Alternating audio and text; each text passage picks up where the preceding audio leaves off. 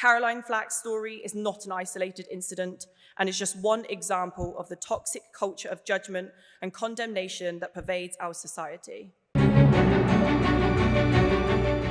Ladies and gentlemen, esteemed guests of the Oxford Union, I just wanted to start by extending my gratitude to Madam President for fulfilling my Asian mother's dream of being able to tell her friends that her daughter did in fact go to Oxford. But to follow such strong speakers when I'm clearly incapable of remembering my glasses will explain why that dream is very short-lived.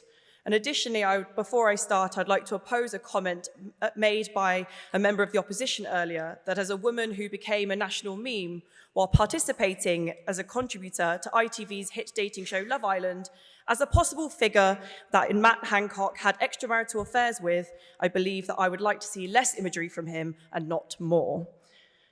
Today, I oppose the motion that this House believes that we have the right to judge the lives of public figures, and I won't repeat the points made by speakers about politicians. But in a world where social media magnifies every aspect of our lives, it's easy to forget that those public figures are human beings too. They breathe the same air, feel the same emotions, and endure the same struggles of each of us. Yet somehow we've convinced ourselves that their fame and status, and sometimes even their family name, grants us the right to pry their private affairs and pass judgment on their every action. Let us take a moment to reflect on the tragic death of Caroline Flack, a beloved television presenter whose life was cut short by the relentless scrutiny of media and public opinion. Her passing serves as a stark reminder of the consequences of our society's obsession with celebrities, culture, and our insatiable appetite for gossip.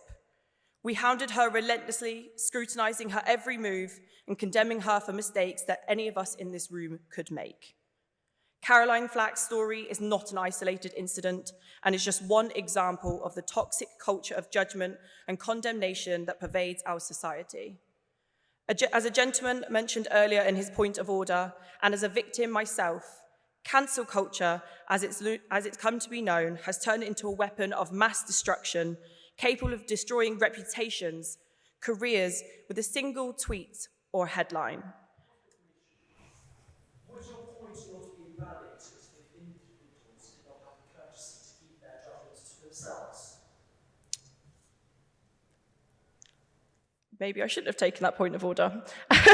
Should learn from the mistakes of the people sat on the benches. But truth, none of us are perfect. But who appointed any of us in this room to be judge, jury, and executioner? We've all made mistakes, be that big or small, and that we'd rather not have broadcasted to the world. But when it comes to public figures, we've spoken about how we hold them to impossible standards of imperfection. As a public figure myself, I've posted the no makeup selfie, completely unedited and without makeup, and yet I will receive trolling for posting unedited images just as much as if I edited the images myself. So as a public figure, what am I supposed to do when you can't please everyone? We forget that they are fallible human beings just like us. But it's not the individuals themselves who suffer from the relentless judgment, it's society as a whole, and we prioritize gossip and scandal over substance and character. We cheapen the public discourse and erode the very foundations of our nation. And how can we expect our leaders to govern with integrity and honesty when we revel in tearing them down at any given opportunity? So let us reject the notion that we have the right to judge the private lives of public figures. Instead, let us strive to cultivate a culture of empathy, compassion, and understanding. Let us recognize that behind the headlines, the tabloid stories, and real people, there are real people with real feelings and real struggles. And let us remember that, as a wise man once said, let he who is without sin cast the first stone. Thank you.